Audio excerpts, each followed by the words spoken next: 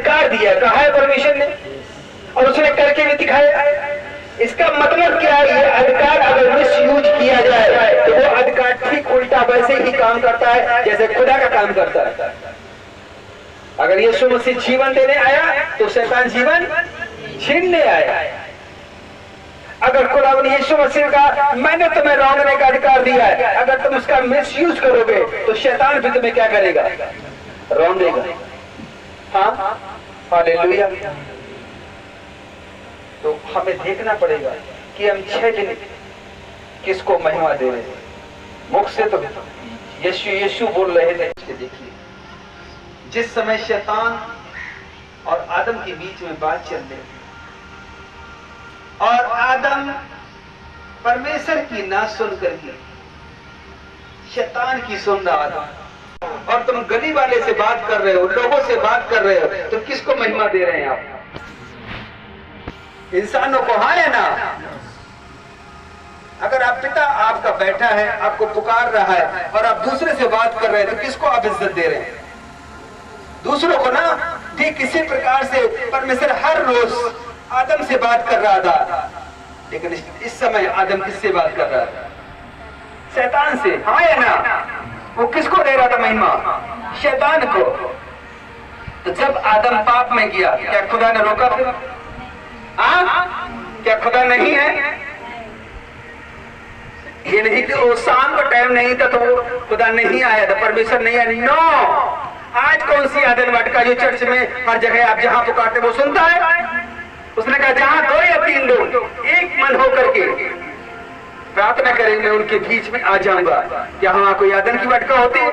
हाँ, क्या वहां कोई चर्च होती है? परमेश्वर ने कहा है मैं तुम्हारे साथ रहूंगा, न मैं तुझे छोड़ूंगा। क्या आदम को छोड़ा होगा? क्या उसको त्यागा होगा? लेकिन क्यों ऐसा होने पाया? क्योंकि उसने परमेश्वर को महिमा छोड़ करके किसे महिमा दी? सब कुछ होने दिया। आया ना? और जब उसने महिमा दे दी तो खुदा ने अपने महिमा से उसको अलग कर दिया। हालेलुया, तारीफ करो खुदावंद की। क्या आप समझ पा रहे हैं? मैं कुछ और मैसेज लेके आया था, लेकिन खुदावंद की आत्मा कहती नहीं, मेरे बच्चों को ये चाहिए आज। हालेलुया। अपने आप से बात करो कि आप 6 दिन किसे महिमा देते हैं? क्या वो परमेश्वर या कोई और? अब सोचो, क्या आदम की आप संतान नहीं है? जब वो आदम की को नहीं रोक सका, याद रखिए वो ही परमेश्वर है। क्या आपको गलत रास्ते पर जाते ही रोकेगा अगर आप उसका इनकार न करें? कौन आपको आजाद करेगा फिर? कौन आपको फ्री कर सकता है? क्योंकि हम अगर खुदा को महिमा नहीं दे रहे हैं, शैतान को महिमा नहीं देते हैं, तो उसको पूरा अधिकार है हमारे जिंदगी पर राज्य करने का। बीमारियां देने का पूरा अधिकार है, गरीबी देने का पूरा अधिकार है तुम्हें। और ये अधिकार किसे दिया है परमेश्वर ने? हाँ, किसे दिया है? यीशु मसीह नहीं, किसको दिया है? यीशु मसीह ने हमें, आपको दिया है। और अधिकार कौन यूज कर रहा है? क्यों यूज कर रहा है? क्योंकि खुदाबंद ने तुम्हें समानता में बनाया था, ना कि शैतान को। हाँ, लेकिन तुम उसे महिमा देके उसे खुदा की समानता बना रहे, क्योंकि वो आदम अनादिकाल से झूठ बोलता है। आए ना? उसने कहा था मैं तारों के समान ऊंचा किया जाऊंगा, मैं ऊंचाई पर बैठाना चलाऊंगा और मैं खुदा बन जाऊंगा। और यही तुमसे वो कराना चाहता है। क्या बन पाया खुदा वो? हालेलुया। यही आपको सीखना है आज, यही आपको जानना है कि अगर हम शैतान को महिमा दे रहे हैं तो याद रखना वो बीमारी तुमको, तुम्हारे शरीर को महिमा नहीं दे पाएगी। अगर आपका बॉडी सही से काम कर रहा है, आपका शरीर सही से काम कर रहा है, वो उसी अंग पर अटैक करेगा, क्योंकि तुमने उस महिमा को नाशमंद चीजों में बदल दिया। हालेलुया। आप सोचिए, आप विचार कीजिए, सोचिए जरा। जो खुदावंद का राज्य है, उसने कहा वो बातों में नहीं, किसमें है? सामर्थ्य में। किसमें है? फिर से बोले, परमेश्वर का जो राज्य है वो किसमें है? उसकी बातों में या उसकी सामर्थ्य में? अगर यीशु मसीह दुनिया में आते और वो कहते खुदा ऐसा है, खुदा ये करता है, वो करता है, वो अंधों को आंखें दे देता है, वो मुर्दे भी जिला देता है, वो लंगड़ों को भी पैर दे सकते हो, इतना महान है, और एक भी अंधा न देख पाता है, हाँ, एक भी लंगड़ा न चलता है, एक भी मुर्दे न जिलते, क्या हम बिलीव करते हैं? बताएं? इसलिए लिखा उसका जो राज है वो बातों में, और दुनिया के पास क्या है? शैतान के पास क्या है?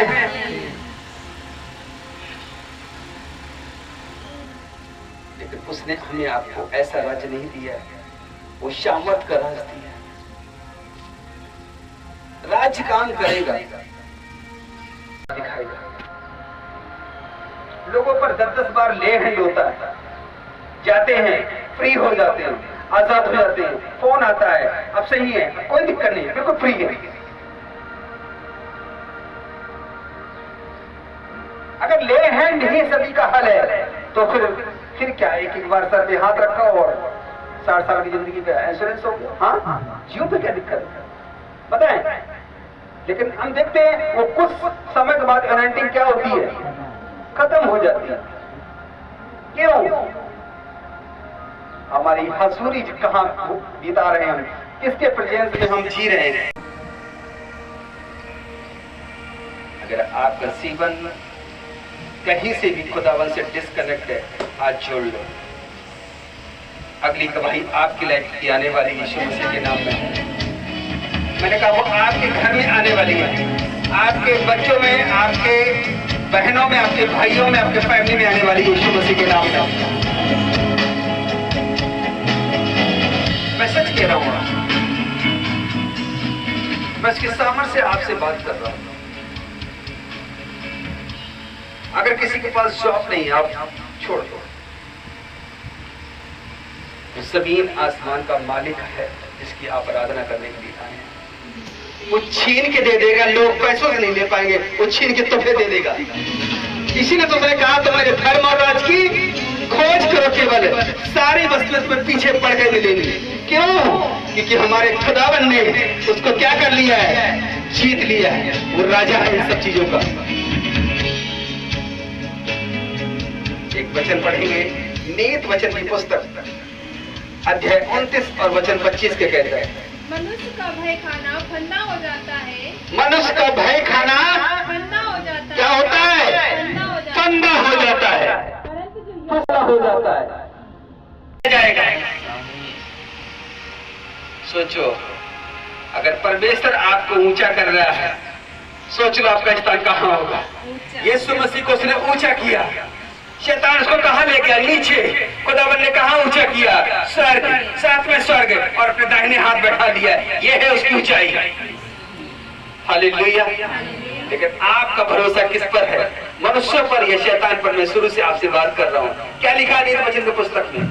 मनुष्य का भय मानना फंदा हो जाता है। मनुष्य पर भय मानना, मनुष्य का भय मानना फंदा हो जाता है। क्या हो जाता है? फंदा हो जाता है। यीशु मसीह ने क्या कहा? मैंने तुम्हें डर की आत्मा नहीं दी है, भय की आत्मा नहीं दी। तुम्हें कौन सी आत्मा दी है? शांति की दी है। और शांति किसके साथ हो सकती है? जिसको खुदा पर क्या है? 100% भरोसा है। हाँ, ऐसा नहीं है मेरे यीशु मसीह मेरे दिल में रहता, मुझे शांति है। हाँ, अब बुखार आ गया, अब कुछ और हो गया, अब क्या होगा? डॉक्टर ने तो ऐसा बोल दिया।